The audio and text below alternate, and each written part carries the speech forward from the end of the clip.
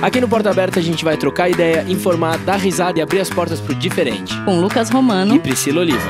Sempre com um convidado novo e um tema de fritar o cérebro.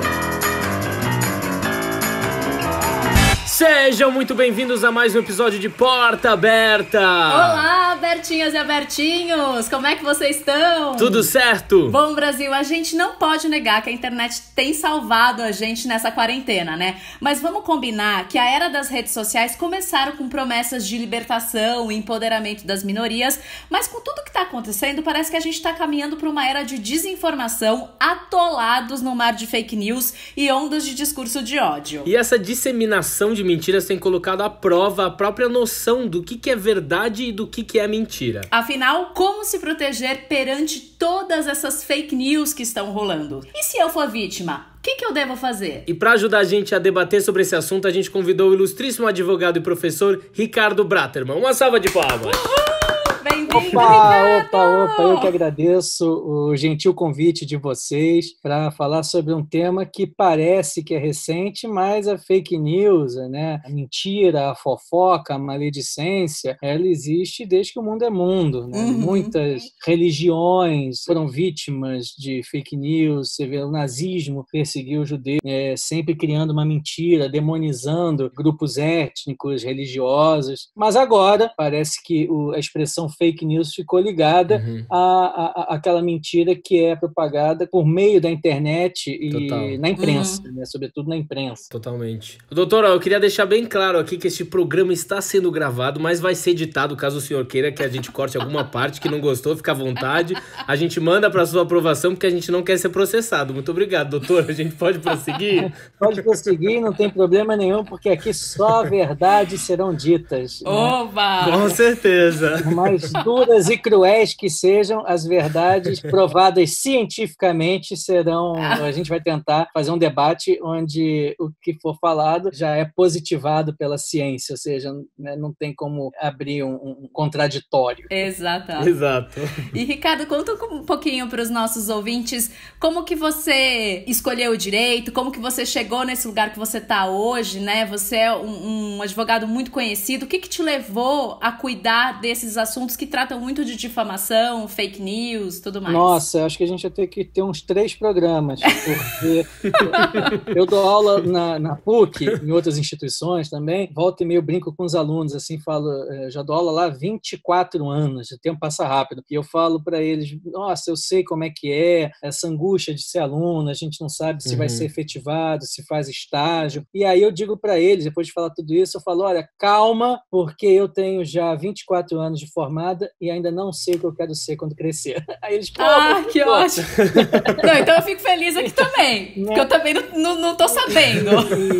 E assim, eu estudei teatro por muitos anos, desde os 9 anos de idade, lá no Colégio Andes, porque eu perdi o meu pai muito cedo. Meu pai morreu, eu tinha 9 anos. E aí, como uma forma de terapia, indicaram para minha mãe, coloca ele no teatro, é uma forma de ele extravasar algumas emoções que podem estar contidas. Mal sabia que você ia se apaixonar pelo teatro, né? E aí, enfim, eu acho que eu me apaixonei porque eu me sentia muito bem. Sim. Depois eu comecei a frequentar mais cursos de teatro, tablado, e acabei fazendo a produção e a iluminação de uma peça que foi muito famosa, e justamente no ano que eu passei no vestibular para Direito, que é o Confissões de Adolescente. Texto maravilhoso.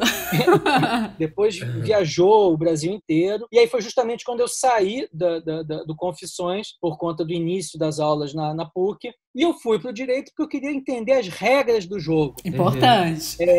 Já que a gente passa por situações em que nosso direito é violado, a gente se sente muito impotente, como se defender? A quem recorrer? Né? O que eu devo fazer? Então, essa foi a motivação da busca pelo direito. Sobretudo também porque eu gosto muito de ler, gosto muito de escrever. Comecei logo a estagiar num escritório, e lá eu fiquei por 16 anos. Quando eu já estava nesse escritório, lá pelo 8º ano, eu já tinha acabado meu mestrado em Direito Constitucional, já estava dando aula na PUC, e meu coração começou a apertar. Falei, gente, eu estou aqui trabalhando sábado e domingo, já estou dentro da advocacia, bem constituído, é isso mesmo? Eu só vou ser advogado? Cadê minhas outras paixões? Cadê a luz? Cadê a galera do teatro? Acaba faltando um lado lúdico, que o direito definitivamente não dá. Então eu comecei a ligar para os amigos artistas que, a essa altura, assim como eu tinha crescido dentro da advocacia, eles também cresceram dentro das artes. Eu falei, olha, para os grupos de teatro amador, eu queria ser um voluntário, ajudar esses grupos no que for necessário para sua constituição, organização interna. Sim. E aí foi meu retorno a um convívio mais próximo com a turma das artes, com a turma do teatro, da música, da dança. E é uma área também que os artistas são muito desamparados nesse sentido, né? Porque Total. é tudo feito de uma maneira muito amigável, ou sem muito compromisso. Aí quando você vai se deparar com termos judiciais mesmo, a galera fica muito perdida, né? Fica. Até hoje há muita confusão o que é um contrato de cessão de direitos autorais e um contrato de licença de direitos autorais. Então, existe uma nova realidade, né, em relação à produção cultural, os direitos autorais, né, isso tudo. E eu peguei toda essa transição, né, porque eu sou de antes do celular. Essas transformações fizeram com que o teatro perdesse muito público. E hoje, então, no meio de uma pandemia, a arte está toda digital e não está tendo investimento nenhum.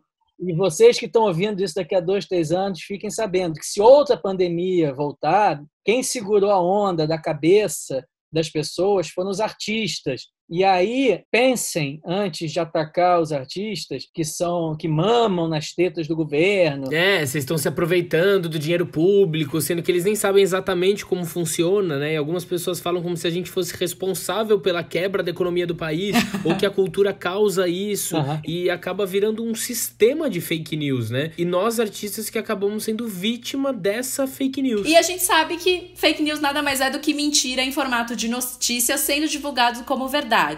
Há inúmeros motivos para que uma fake news seja criada, desde a intenção de atrair acesso a sites e assim faturar com publicidade digital, até disseminar boatos e discursos de ódio. E assim, Ricardo, você acha que essa sua indignação e união com o teatro, ela te fez ir para um caminho de combater discursos de ódio e casos de fake news, por exemplo? Você acha que o teatro também te acendeu isso em algum lugar? Muito. O teatro humaniza de uma forma muito marcante qualquer ser humano, porque no teatro, e eu posso falar também no cinema, em todas as artes, a gente pode ter contato, mesmo que como sendo testemunha, né? Porque o espectador é uma testemunha de uma história que está sendo contada ali, ou no palco ou na tela. Você vivencia a dor de um muçulmano que, dentro de uma sociedade, é discriminado por conta da religião dele, por conta de um negro, 100 anos de escravidão, a história, o filme que ganhou o Oscar.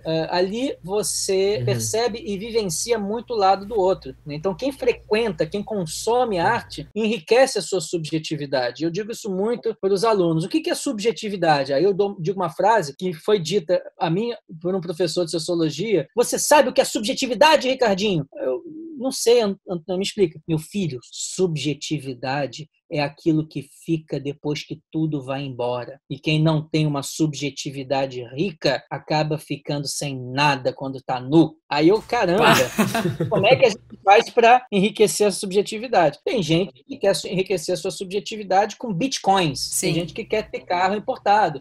Nada contra, né? Se aquilo ali preenche ele, quando ele, né? O problema é que quando ele perde o carro, o que sobrou para ele? Quando ele perde o bitcoin, o que sobrou para ele, para ela, né? Não sobrou nada. Agora, se você fez belas viagens, conheceu pessoas interessantes, assistiu belos filmes, vivenciou belas histórias, você vai parar e falar, caramba, cara, foi bonito tudo que eu vivi. E respondendo a sua pergunta, sim, o teatro, a arte me fez ficar muito indignado em relação a fake news, porque na arte você consegue identificar a dor do outro, a dor de um transexual por conta da sua discriminação e sua vontade de ser pai, de ser mãe. Agora a gente tem o caso, Tami. Por mais estranho para quem é hétero e conservador, é o desejo, pense no desejo, na vontade que aquele ser humano tem, que não está causando mal a ninguém, né? É um discurso amoroso. Sim, completamente. Eu não sei vocês, mas a impressão que eu tenho é que deu uma intensificada, assim, com os discursos de ódio na pandemia. As pessoas parecem que por passarem mais tempo na internet, elas cuidam mais da vida dos outros, né?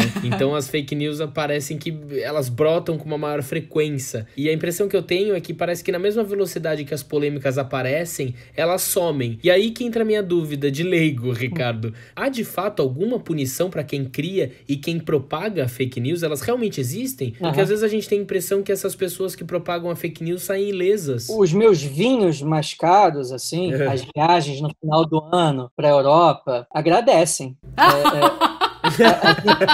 Agradecem as indenizações que eu tenho conquistado por conta das fake news.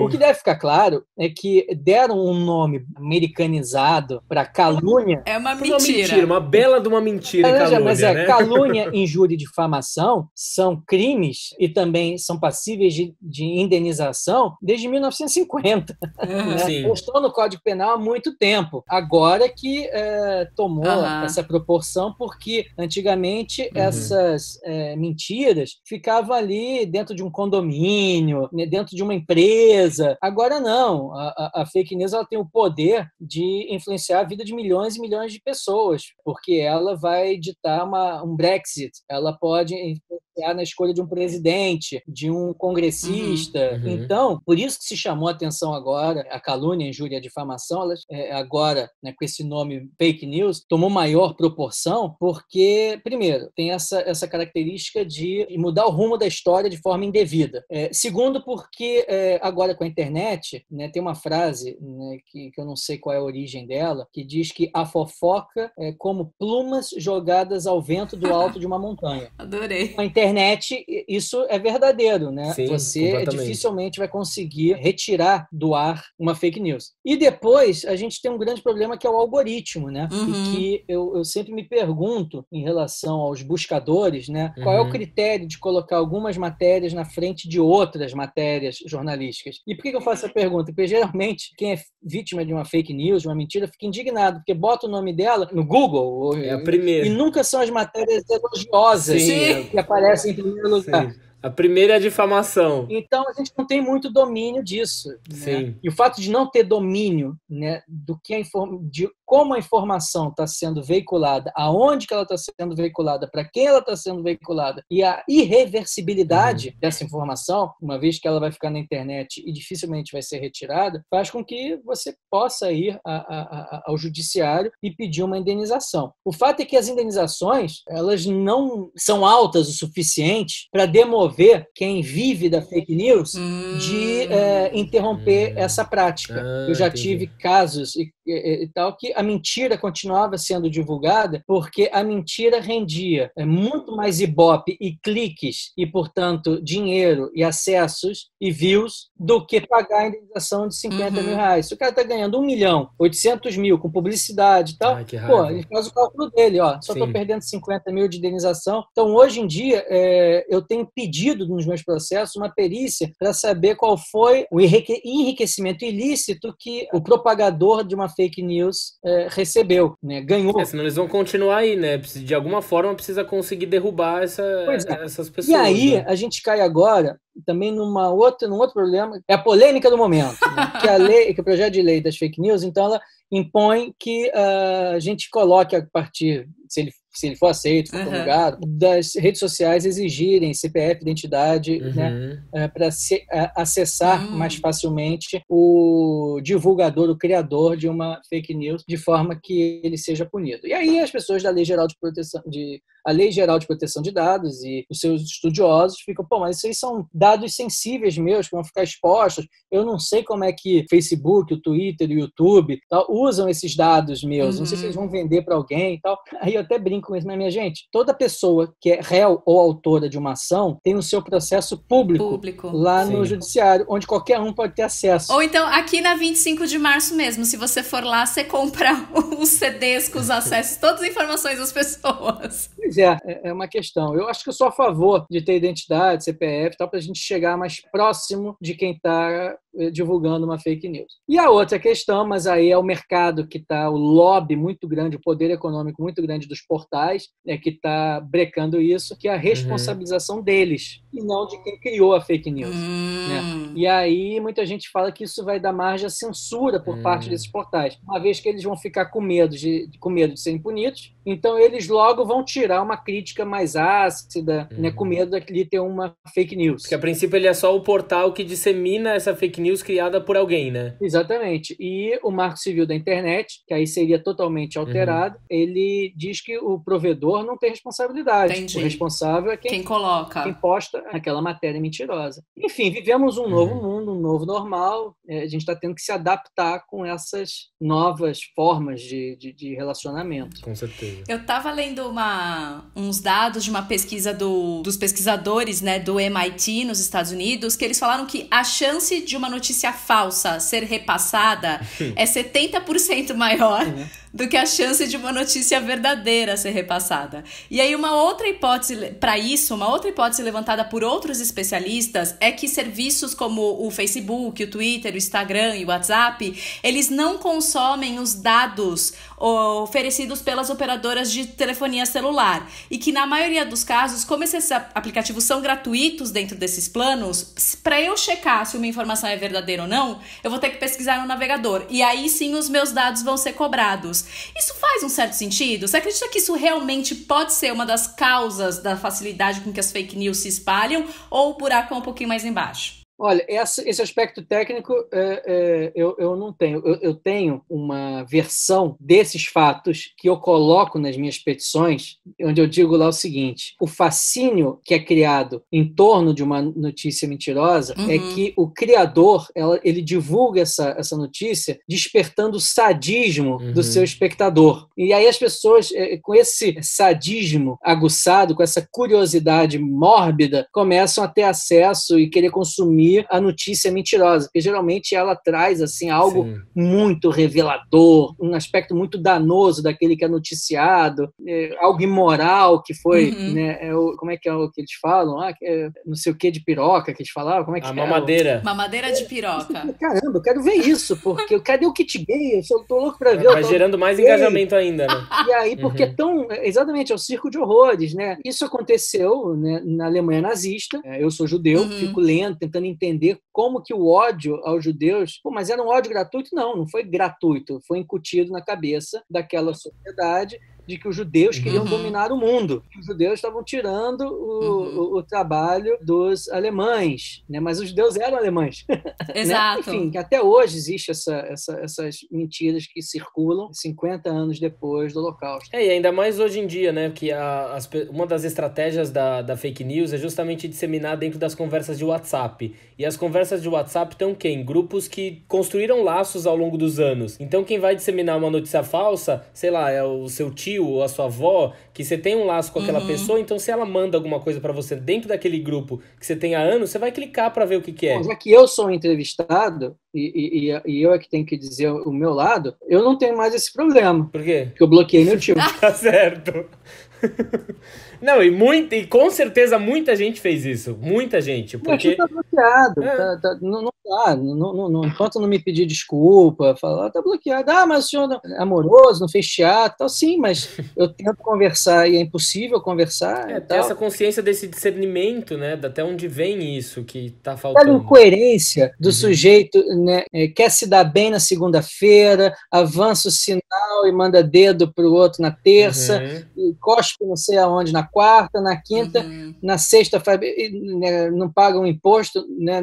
Aí chega no domingo e vai à igreja rezar. É bem isso mesmo. E eu tenho sempre a impressão, Ricardo, que por trás da tela as pessoas ficam assim muito, como é que fala? Muito corajosas, né? Todo mundo tem muita coragem ali por trás de uma tecla de um celular, da tela de um telefone, enfim.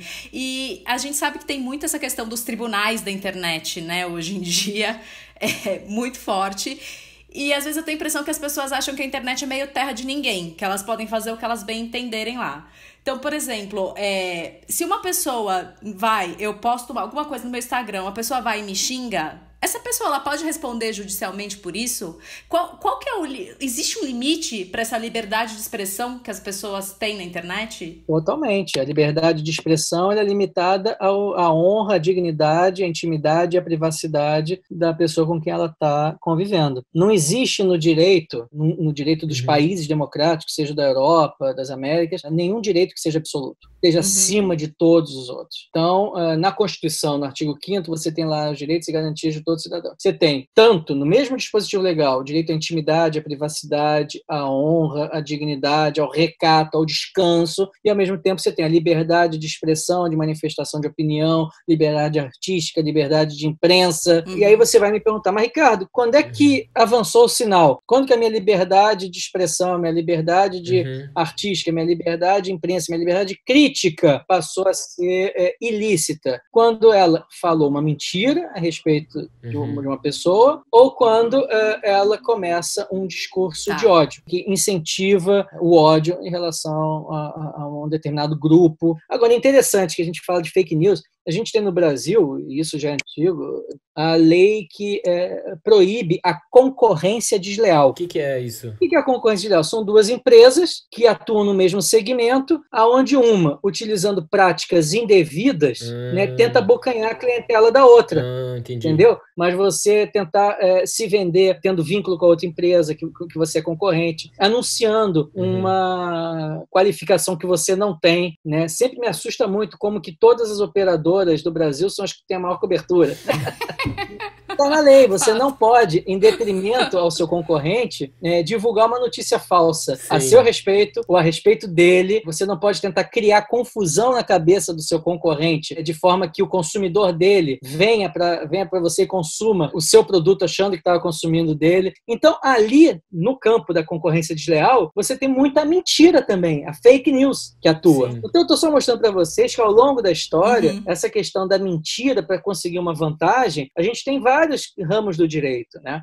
E não é algo recente. Parece que ela vem se renovando, né? Vem se renovando. Ela vai se adaptando às novas situações, às novas tecnologias, né? Mas aí, eu estou falando tudo isso porque o judiciário, ele tem punido? Tem punido, né? Ninguém fica impune, nem na internet. Na internet é até mais fácil, porque você tem o IP das máquinas que escreve as mensagens. Fica um pouco mais difícil quando é um perfil fake, um perfil falso. É engraçado que, como eu disse aqui, eu atravessei várias épocas do direito recente. Agora, a enxurrada de ações é por conta de fake news. O problema é que a fake news ela tem uma repercussão que pode ser muito severa na vida de uma pessoa. Pessoas já morreram, eu nunca atendi ninguém que tenha tido esse caso, mas pessoas já morreram por conta de uma mentira que a respeito delas foi divulgada, pessoas já perderam emprego. E como uma pessoa consegue se proteger desses ataques, assim? Principalmente quando, às vezes, nem que seja postar uma foto, porque isso acontece muito hoje em dia, né? E aí vem discursos de ódio, desde cunhos raciais,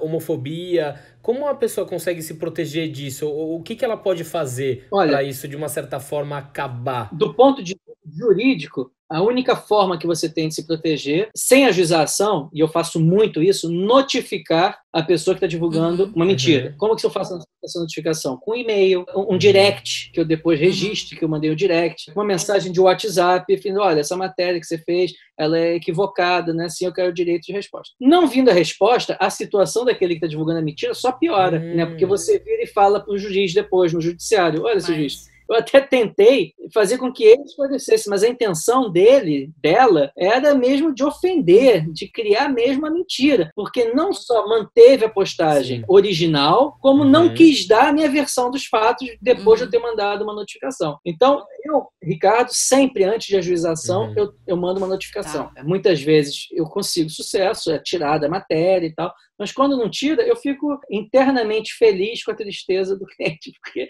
eu sei que eu vou arrancar uma indenização muito maior.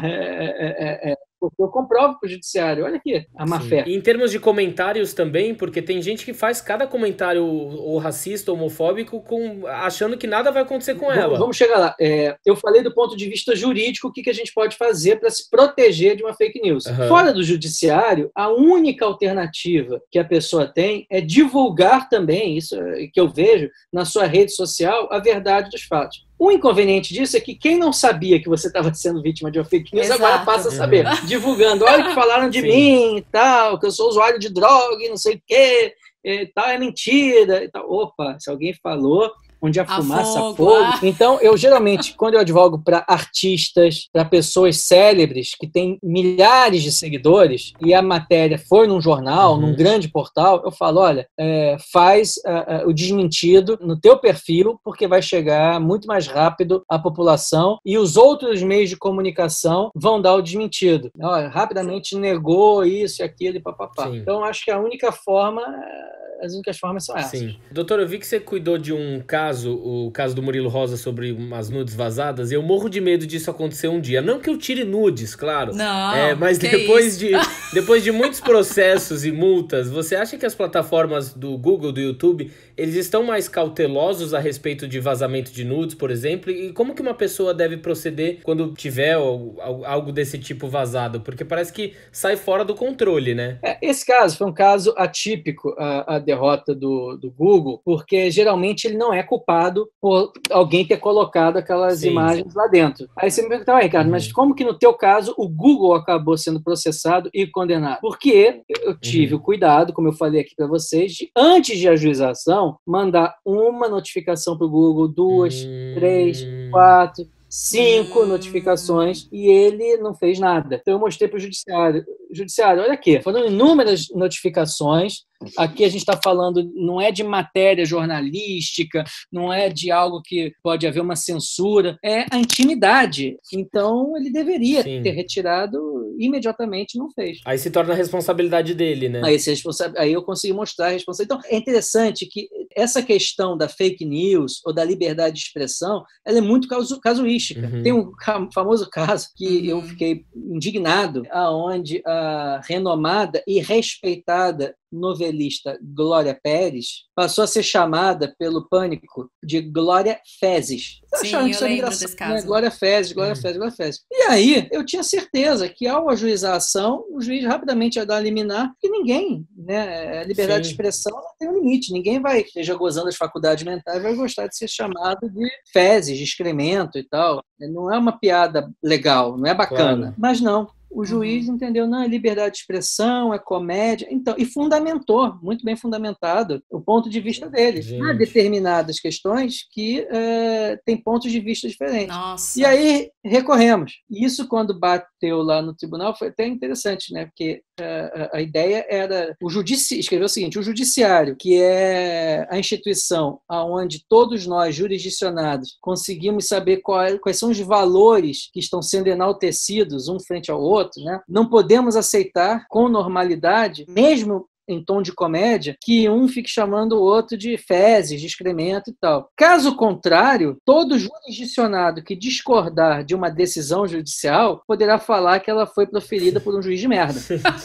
Abrirá esse grave precedente, porque a novelista é tão honrada e respeitada quanto um magistrado. E aí, como é que vocês querem, judiciário, tratar esse tema? E é interessante porque olha como é que eu usei a argumentação para defender o ponto de vista da minha cliente. E aí esse caso foi virado em segunda instância. O mesmo aconteceu com o Valcir Carrasco. Eu estava advogando para o Valcir Carrasco, uma brincadeira, acho que do CQC, não sei se do CQC ou do Pânico, acho que do Pânico. Como sempre. É mais provável.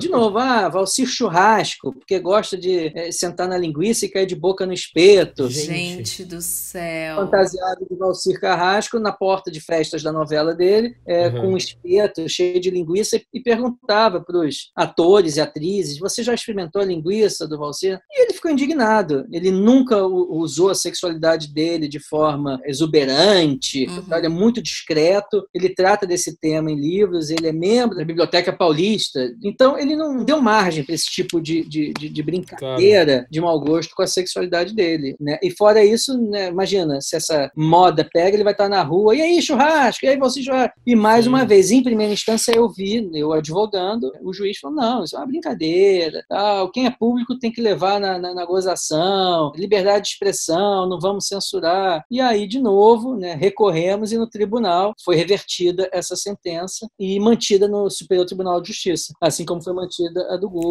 As pessoas confundem muito essa coisa de você ser uma pessoa pública com você ter que aguentar tudo, né? E eu sei sempre teve uma vez uma pessoa que me deu exemplo que é ótimo, a rua também é pública, mas você não pode fazer o que você quiser na rua, você precisa seguir regras. O banheiro público, né, a praça é pública, mas mesmo assim você tem regras, né?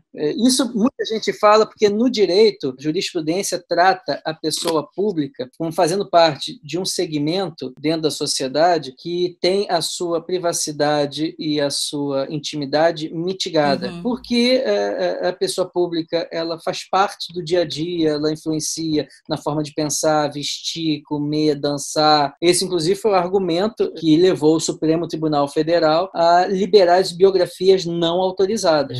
Mas se alguém resolver fazer uma biografia, né, do Roberto Carlos, que a princípio ele se negou, pode fazer agora? Pode. Ele não tem o que fazer. Eu acho meio bizarro. Assim como eu posso fazer uma biografia do Eduardo Cunha, né, ex-deputado, eu posso fazer do Fernando Beiramar, como eu posso fazer de qualquer pessoa. E no mundo inteiro é assim. Quantas biografias você não tem do Obama, do Trump? Exato. É uma forma de você falar para toda a sociedade o que essa pessoa representou dentro da história. Não existe um monopólio da biografia. Não pode ficar na mão só do biografado a biografia. Mas, gente, só lembrando que é o seguinte, muita gente fala assim para mim, doutor Ricardo, eu recebo 10 ligações de clientes por dia e eles sempre perguntam assim, vale a pena processar? É a frase que vem. Eu tenho que alertar para o cliente que essa pergunta deve ser encarada de duas formas. Uma financeira, que é a forma que ele está me perguntando. O vale a pena processar sempre vem querendo saber se vai dar dinheiro. E tem um outro aspecto que eu alerto o cliente, que é o aspecto pessoal, administrativo. Se a briga é uma briga boa, porque apesar de você ter direito, muitas vezes, não vale a pena recorrer ao judiciário por aquela questão, né? Pode valer a pena pelo dinheiro, mas não vale por aquela questão. E às vezes vale a pena pela questão, mas pelo dinheiro não vale a pena. Então, mexer no judiciário, você tem que ter muita segurança do que você está fazendo, né? Que nem uma cirurgia. Às vezes você entra lá para operar ser operado de um mal e acaba morrendo por conta de outro. Tem que ter sempre muita atenção com o processo judicial. Sim. Eu tenho uma dúvida, assim, que eu tô vendo muitos casos disso agora, que muitas mulheres hoje estão tomando coragem para expor relacionamentos abusivos que viveram, e muitas delas são celebridades, mas esse assunto acaba vindo no campo judicial de uma forma delicada, porque muitas delas não tiveram provas que isso aconteceu, e muitas vezes o abusador acaba justificando isso como uma fake news. E essas mulheres acabam não podendo falar o nome, com medo de serem processadas, enfim. O que eu fico em dúvida é como que lida com essa situação? Ela tem um fim ou acaba sendo só uma forma de alertar essas mulheres porque acaba não existindo uma punição, só essa punição moral com esse abusador, assim? Pois o direito, ele tem as suas limitações. Por exemplo, o direito ele não tem, saindo desse caso que é muito sério, a gente vai voltar a ele, mas, por exemplo, no campo do direito de família, por exemplo, como que o direito vai resolver qual será a religião, né, do filho cujo pai é candomblessista e a mãe é muçulmana? O judiciário não tem como resolver isso. Eu estou dando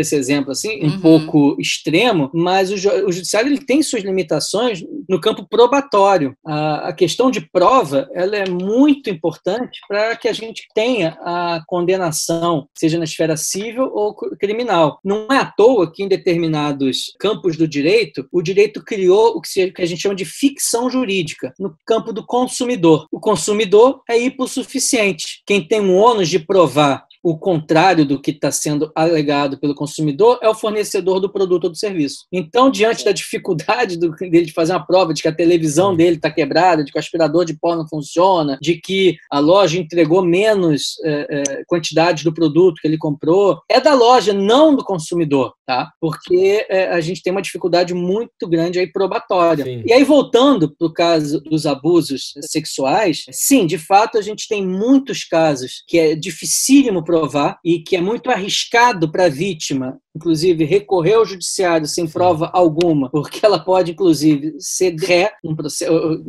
por denunciação caluniosa. O cara agride a mulher, a amante, a companheira, a amiga. Quando ele é acusado dessa agressão sem prova, ele pode muito bem falando, olha, eu estou sendo denunciado de forma caluniosa, estou imputando a mim um crime que eu não cometi. E aí a vítima passa a ser criminosa. Passa a ser criminosa. Mas, por outro lado, a gente tem inúmeros casos que vão ao judiciário com provas. Prova testemunhal, ouviu-se gritos, ouviu-se ameaças, você tem WhatsApp ameaçador, você tem directs ameaçadores, você tem hematomas, relatos de familiares que estão testemunhando aquilo. O problema é que é um assunto velado.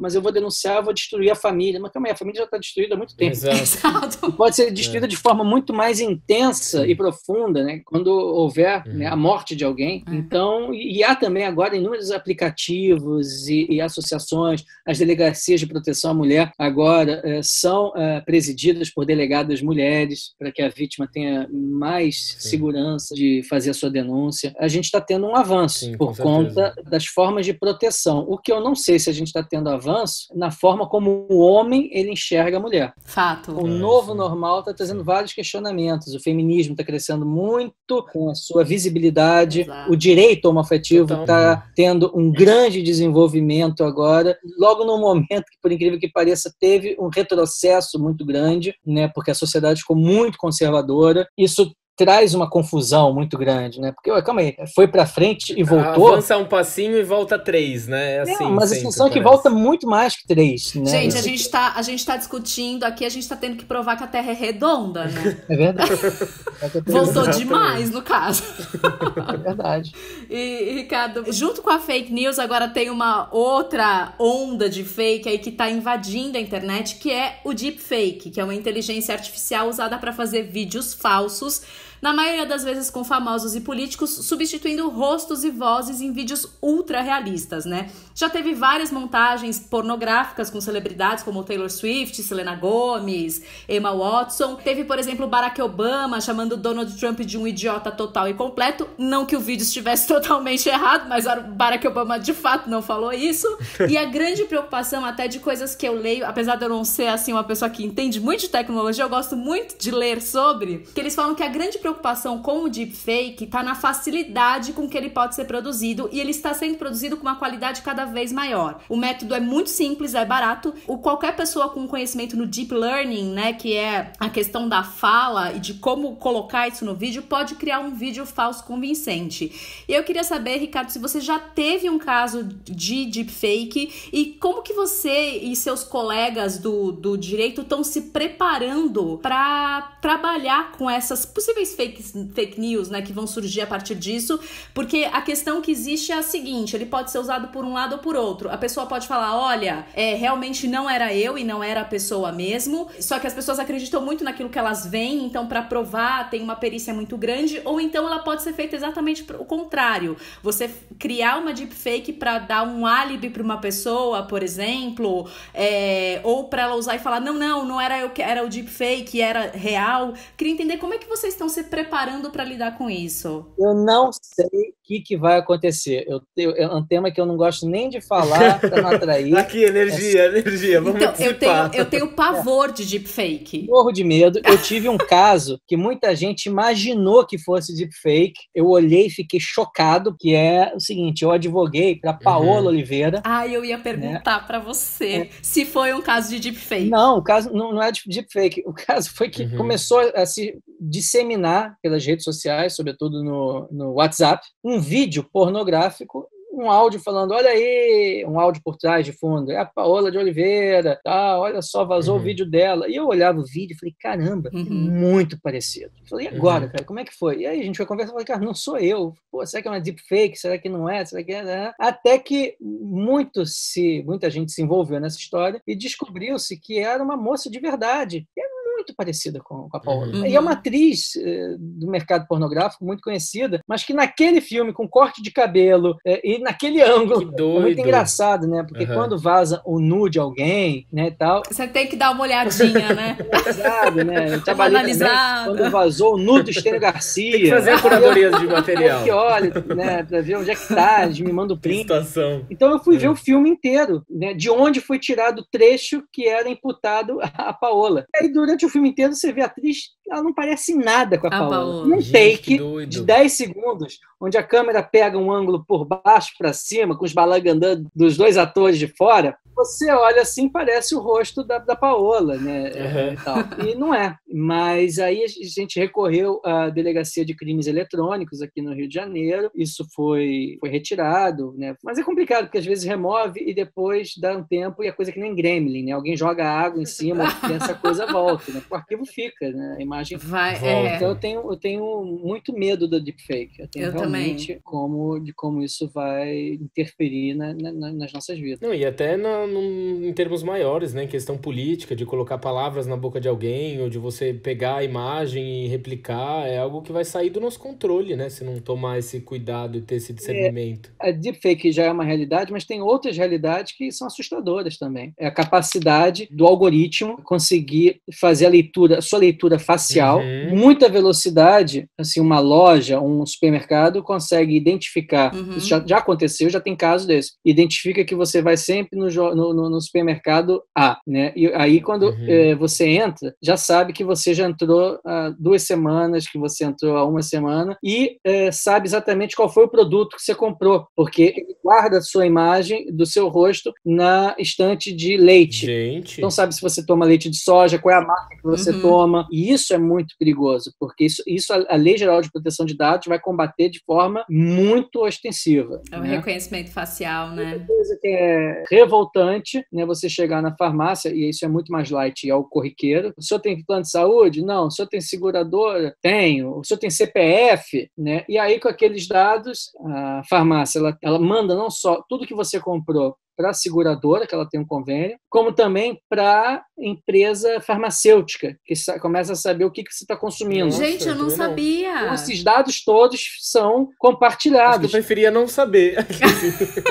Eu ficava tão feliz quando eu ia na farmácia dar meu CPF, que eles iam com a listinha de desconto. Agora eu sei o que preço que estou pagando para isso. Se você compra com o teu cartão de crédito, passa a saber o que você está consumindo. Se no dia que você compra e dá teu CPF, né, aí já sabem o que você consome, qual é a sua prática, e vão traçando o teu perfil com algoritmos. Então, a minha preocupação ainda não chegou. Você foi num lugar muito longe que é deepfake. Eu estou preocupado com coisas agora, né? Que é compartilhamento de dados que está acontecendo nesse momento agora. Né? O Zoom sabe que eu falei com vocês. Sim. E, ao mesmo tempo, o Zoom sabe que na minha rede social do Facebook, a minha quantidade de amigos atores é maior do que a quantidade de amigos... Isso me apavora. E vocês também. Então, vai me categorizando. Não, mas o que dá mais medo, assim, o que assusta mais é que a gente não tem nenhum controle sobre isso, né? Exato. Mas é isso, tipo, as fake news, elas vão continuar. Então, assim, eu acho que a gente tem que fazer a nossa parte, sabe? Tipo, primeiro de tudo, não criar notícias falsas, não disseminar, não espalhar notícias falsas por aí. E eu acho que a gente tem que ter uma responsabilidade, uma consciência daquilo que a gente posta e dos comentários que a gente faz na internet. Porque lembrando bem o que o tio Ricardo nos ensinou hoje, Brasil, Total. Xingar ou insultar os amiguinhos nos comentários pode dar processo. Vai ter Ricardo batendo na sua porta. E de maneira. Doutor Ricardo, é o seguinte, a gente tem um quadro aqui no nosso podcast onde a gente abre a porta para alguém, alguma situação, para o que seu coração estiver sentindo nesse momento. Ricardo, para quem você abre a sua porta? Eu vou abrir a porta para quem eu estou tendo já há 9 meses muita dificuldade de querer abrir e voltar para o resto da vida, que é para o meu filho. Eu estou com medo de ser um pai que queira controlar demais. Esse é meu maior drama. Como eu fui um ator frustrado, sou advogado, gosto de teatro, vai que, chega e ele não, eu quero ser bilionário da startup, ou seja, não quer fazer teatro. Né? Então eu tenho que abrir as portas para ele, sobretudo do meu coração, para não ser um pai controlador demais. Arrasou. Muito bom.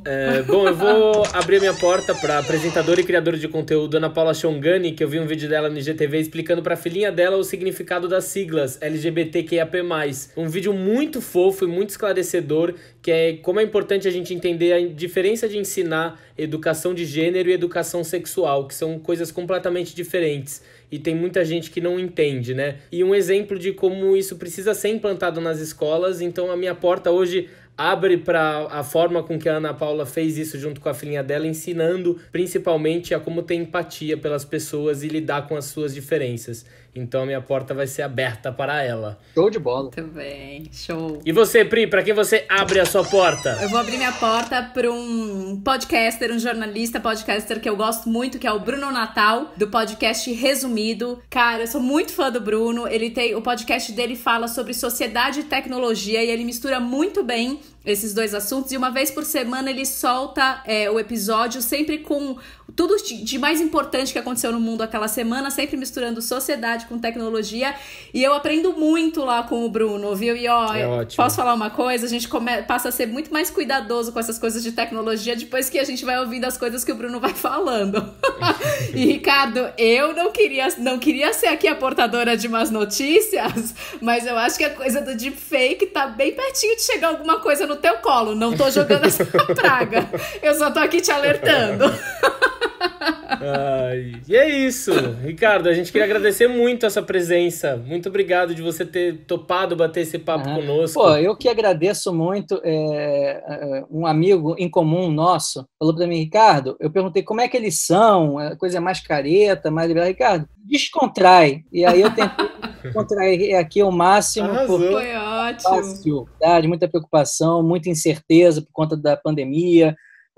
Muitos amigos que estão tristes e a gente tem que animar, muitas empresas fechando, restaurantes clássicos, lojas centenárias, e é um momento realmente que, se a gente continuar estimulando ódios, divisões, rachaduras, a gente não vai conseguir superar, não. Então a gente tem que agora, mais do que nunca, dar as mãos, nem que seja mentalmente, enquanto não houver vacina, mas a gente tem que ter um pouco mais de alteridade, carinho pelo outro, né, para que o mundo não acabe sendo frio. E com certeza. Assim. Você sabe que 2 momentos você falou da Segunda Guerra, Ricardo, e um dos meus hobbies é estudar a Segunda Guerra. Eu sou fascinada pelo tema. E toda vez as pessoas me perguntam, mas por que você estuda isso, Priscila? Que horror, tragédia e tal. Eu falo, se vocês estudassem a Segunda Guerra, vocês iam entender que as coisas em suas proporções continuam acontecendo. É verdade. E é uma maneira da gente tentar fazer um mundo melhor. As coisas ruins estão se repetindo. Exatamente. Completamente. E é isso, para você que está nos ouvindo, toda segunda estaremos aqui para bater um papo. Segue a gente no Instagram, @portaabertapodcast. Dúvidas, sugestões, temas, não manda nudes pra gente não, tá? Por favor, senão a gente vai ter que chamar o Ricardo. Ricardo, se alguém disseminar uma fake news minha, eu vou te ligar. Lembrando que a nossa campanha no Catarse continua, viu, Brasil? www.catarse.me/portaabertapodcast. Vai lá, faz uma doaçãozinha pra gente. É isso. Um beijo, galera. Beijo, gente. Beijo, tchau. obrigado. Tchau. Tchau.